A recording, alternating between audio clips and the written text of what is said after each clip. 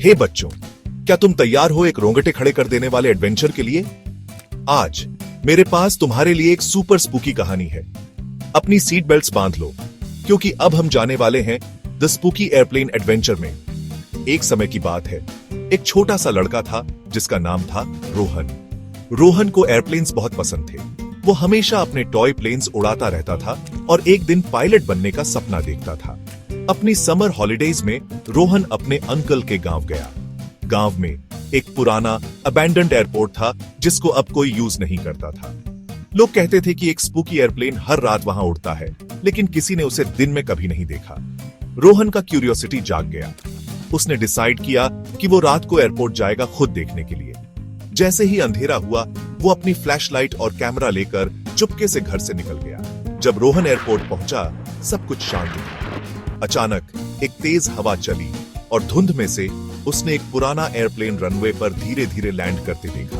एक pilot white uniform में airplane से बाहर निकला, पर उसका चेहरा साफ नहीं दिख रहा था।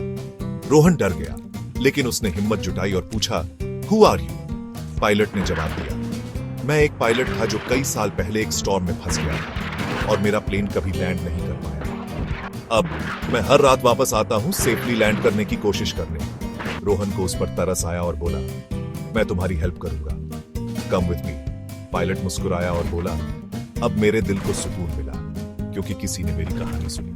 अब मैं रेस्ट कर सकता हूं। और बस ऐसे ही पायलट और एयरप्लेन धीरे धीरे हवा में गायब हो गए। अगली सुबह जब रोहन ने सबको बताया कि क्या हुआ था, सब शॉक्ड हो गए। लेकिन जल्द ही पुराना एयरपोर्ट फिर से खुल गया और गांव में फिर से फ्लाइट्स आने लगी। तो बच्चों, ये याद रखना, कभी कभी स्केरी चीजों के पीछे अधूरी कहानियां होती हैं। करेज और अंडरस्टैंडिंग से हम दूसरों की हेल्प कर सकते हैं। अगर आपको ये कहानी पसंद आई और सुनना चाहते हो तो लाइक और सब्सक्राइब करना मत भूलना। अगली बार तक ड्रीमिंग करते रहो और क्यूरियस बने रहो। अब के लिए बाय।